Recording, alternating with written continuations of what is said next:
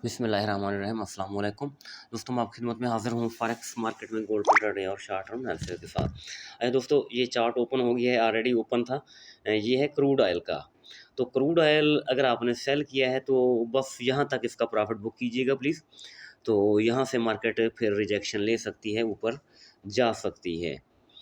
तो मेरे ख्याल में ये काफ़ी रहेगा, बस इतना ही प्रॉफिट। अगर एक्सटेंशन लगाएं तो एक्सटेंशन ड्रा करने की कोशिश करें हम, तो वो मैक्सिमम कहाँ तक आ सकती है। एक्सटेंशन भी सेम ही आ रही है, रिट्रेसमेंट भी एक्सटेंशन भी। बस इधर हम इसको बुक करेंगे। तो अगर हो सके, अगर अकाउंट आपका बहुत बड़ा है और एक्सपीरियंस भी है आपको, तो 0.01 की लाट लगाएंगे, क्योंकि इसमें ये 10 से मल्टीप्लाई होता है। $1 मूव हो तो $10 प्लस माइनस होता है इसमें।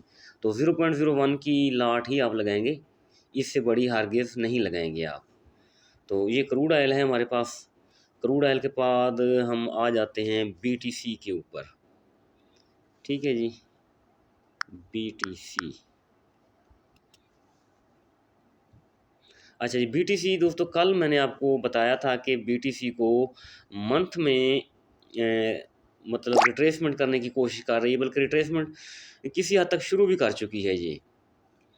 तो इसलिए बीटीसी को एवरी टॉप सेल किया जाए तो वो ज़्यादा बेस्ट रहेगा। इसको बाय ना किया जाए। हम डेली में आ जाते हैं, सबसे पहले डेली में आ गए। तो ये डेली टाइम फ्रेम है। तो डेली में भी आप देखते हैं कि ये लोअर लो बनाती हुई जा रही है। इसका अगर एनालिसिस किया जाए, एनालिसिस देखिए वीक में अगर जाएं हम, ये वीकली टाइम फ्रेम है हमारे पास। ऊपर डबल टॉप बना के एक्सटेंशन लेके आ रही है मार्केट डाउन में। तो वीक के हवाले से मैंने शायद कल भी आपको, मंथ के हवाले से 91 से 95 तक राउंड अबाउट, यहाँ तक मार्केट को नीचे गिरना चाहिए। लेकिन ये इतना आसान नहीं होगा, इतना जल्दी नहीं होगा, तो इसको थोड़ा टाइम ज़रूर लगेगा।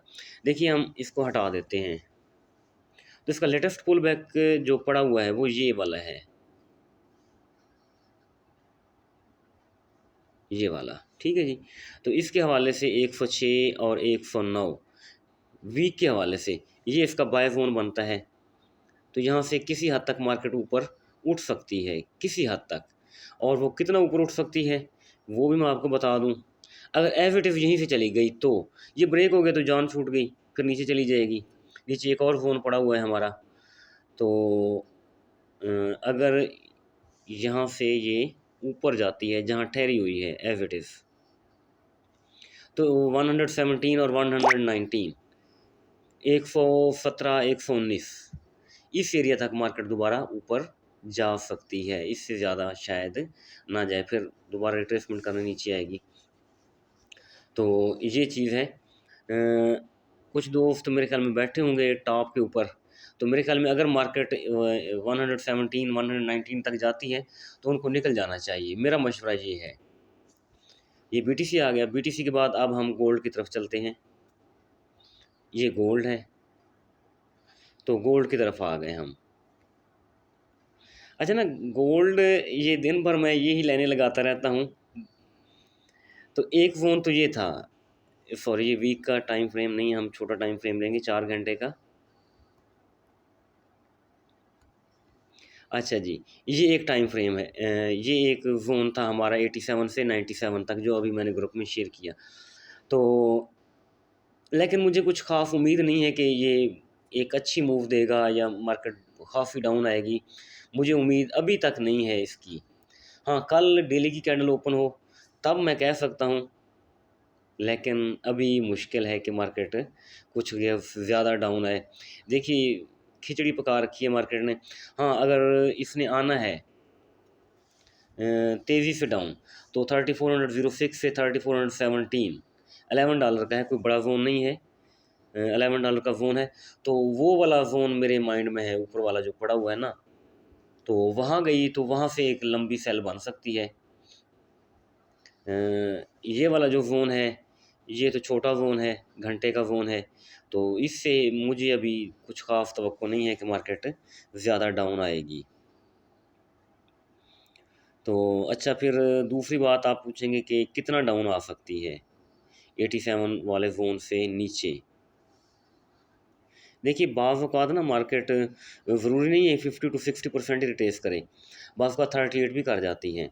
तो मैं आपको बताता चलूँ,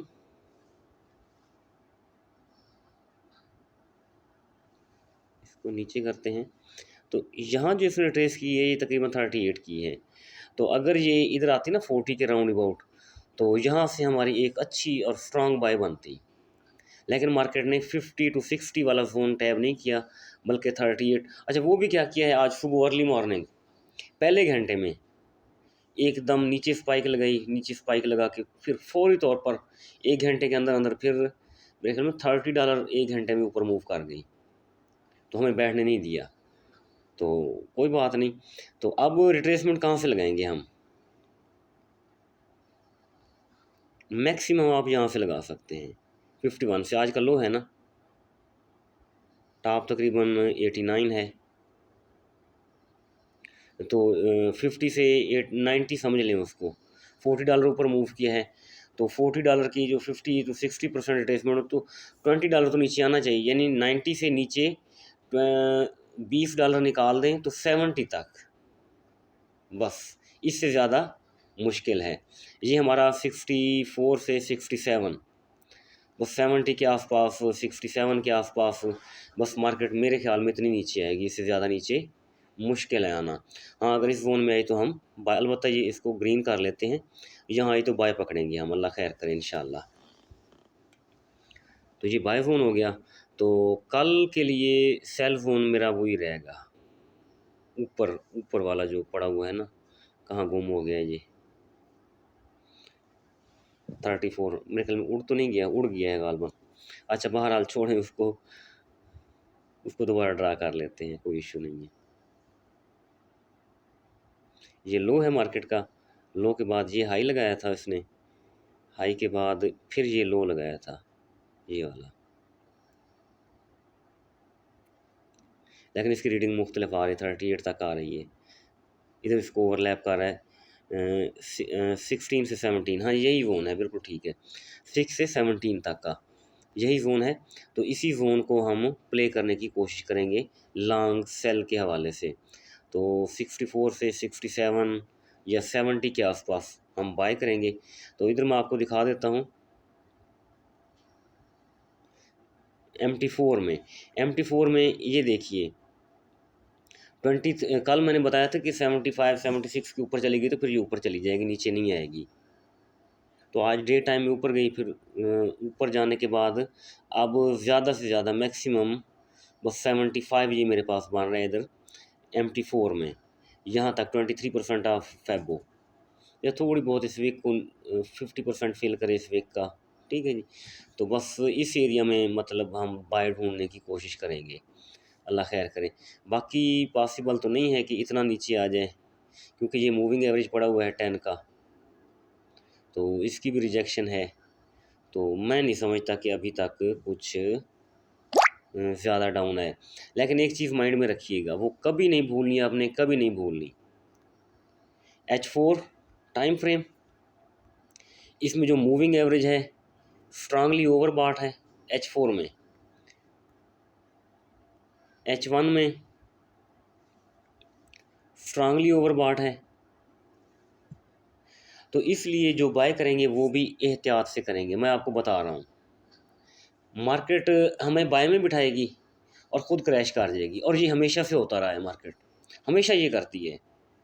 हम जब अपना माइंड सेट बना लेते हैं, अपनी एंट्रियाँ डाल लेते हैं, ये मार्केट बाय जाएगी, तो मार्केट अचानक क्रैश कर जाती है। तो इसलिए मैं आपको बता रहा हूँ अभी उम्मीद थोड़ी है सेल आने की, लेकिन इंडिकेटर स्ट्रांगली ओवरबॉट हैं और मार्केट किसी भी छोटी सी चीज़ का बहाना बना के मार्केट नीचे गिर सकती है। तो इसलिए आप बाय भी करेंगे तो उसका प्रॉपर आप स्टॉप लॉस ज़रूर देंगे इंशाल्लाह। विदाउट स्टॉप लॉस आप बाय नहीं, क्योंकि इतना ऊपर जाके बाय करना एक मुश्किल काम होता है। डिप से बंदा बाय करे चलो वो तो कोई बात नहीं, $2-4 ऊपर नीचे होकर बंदा निकाल लेता है। तो टॉप के ऊपर बाय फंसी हो तो वो फिर बंदे को मुश्किल पेश आती है। बस दोस्तों ये वीडियो है इंशाल्लाह कल तक के लिए, तो अल्लाह खैर करेगा इंशाल्लाह। मार्केट अगर डाउन आएगी तो हम इंशाल्लाह ज़रूर बाय करेंगे। अगर ऊपर 3400 के आसपास उस एरिया में जाएगी तो वहाँ से सेल करेंगे। थैंक यू, अल्लाह हाफिज़।